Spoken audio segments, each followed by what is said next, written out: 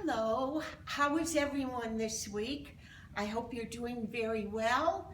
Spring is here for us. Things are looking better in our state. Slowly but surely, we are all reopening. And I'm sure you'll be pleased to know that our library is now offering curbside service. So you can check the library webpage. You can pick one of our books. All the information is online. You can order it. We'll give you an appointment time to come. So soon you'll be able to read new books instead of all the ones you have been reading over and over again.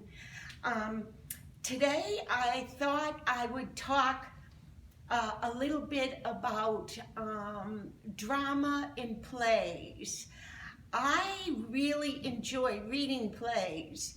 Most experts on drama will say the best way is to watch the performance, and I couldn't agree more. But I really like reading the words of certain playwrights and authors. I reread a lot of them. I just enjoy them immensely. I wanted to talk to you today about a few of them. And what is the beauty of drama? Just like books, isn't it all about the story? This is one of my most favorite children's books. Maybe you can order it, or maybe when you come in the next time, when we're open, you can pick it up. It tells the story of stories from the beginning of time, from the days of the caveman right up to the modern time. And isn't that why we all love books and drama? I love this book. May I recommend it to you? Drama goes way, way, way back. The ancient Greeks, weren't they great theater goers? Antigone,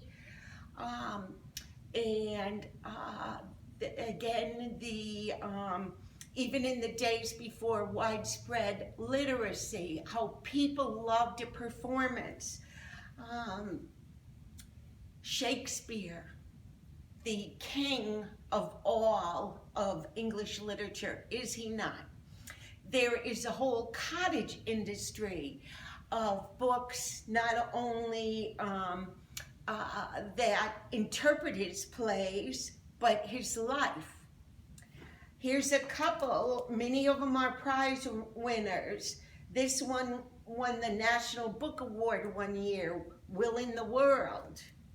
We own a beautiful book here, The Collectors Shakespeare.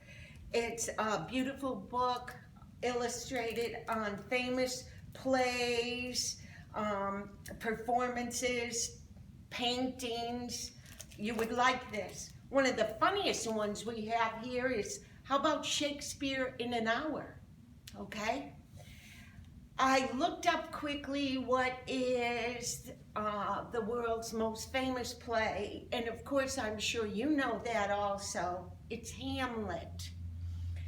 Keep in mind here sometimes too, the beauty of drama is you can see it interpreted by different performers and artists. We have many DVDs here on Shakespeare plays or PBS performances of drama that you would like. Watching somebody, is it Jacoby, who is such a wonderful Shakespearean actor. The beauty of seeing different interpretations. So many quotes from Shakespeare. The play's the thing. That goes to Hamlet also, where Hamlet tries to catch up his father by having a play within the play. How about the term, all's well that ends well? What would the world have been without Mr. Shakespeare? I, again, love reading his plays. I marvel at his command of the English language, the words that he has created, as well as his great empathy and sympathy for the human race. He knows us so well, and maybe that's why we love Shakespeare so much.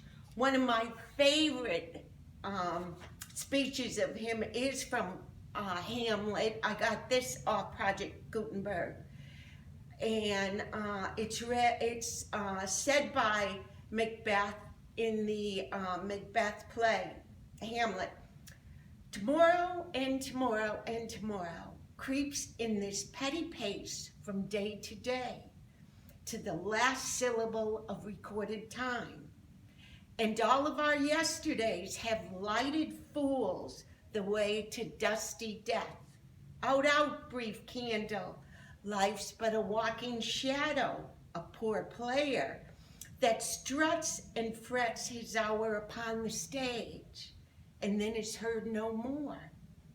It is a tale told by an idiot, full of sound and fury, signifying nothing. How about that for a speech?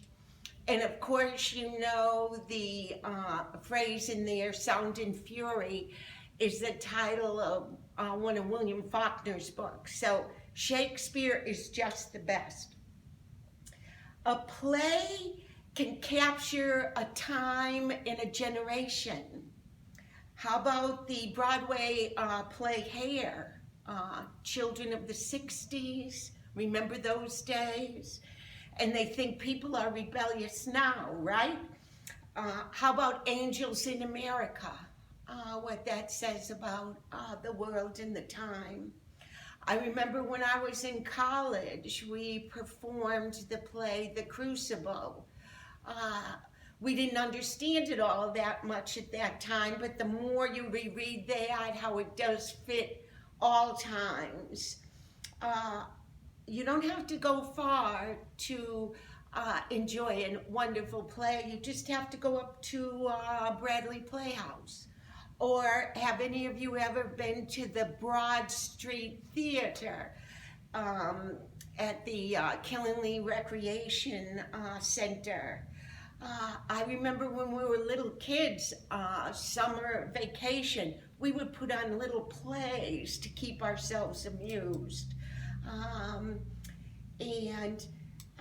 I wanted to mention just a few others that I particularly liked. George Bernard Shaw is one of my favorite authors. I think he's wonderful.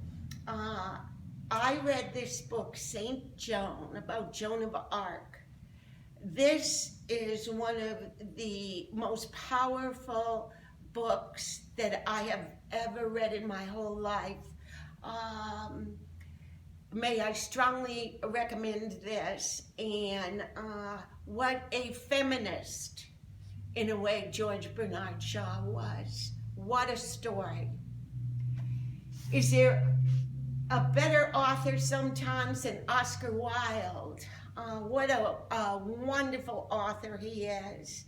What an unusual life this man had.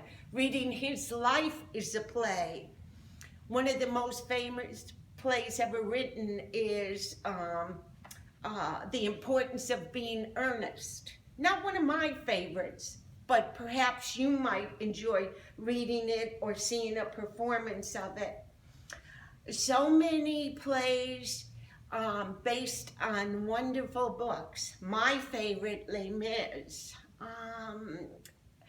Not only is the play my favorite, but the book is probably my most favorite book I've ever read. How about Cats? Based on the poem of, was it T.S. Eliot, I believe? And then Phantom of the Opera, wonderful, based also on a French novel. How about the play A Man for All Seasons? We might have the DVD of it. It was performed by Peter O'Toole and Katharine Hepburn. It was like they were both born to play that part. I recommend that. So these are just some thoughts that I had on drama and the importance of plays and how they have inspired people from the beginning of time right up to our modern day. Let us hope as things reopen that both Bradley Playhouse as well as Broadway in New York City is soon open to continue for us what we all so love here, a story, a story. You have a good week, take care of yourself, and keep reading. Bye now.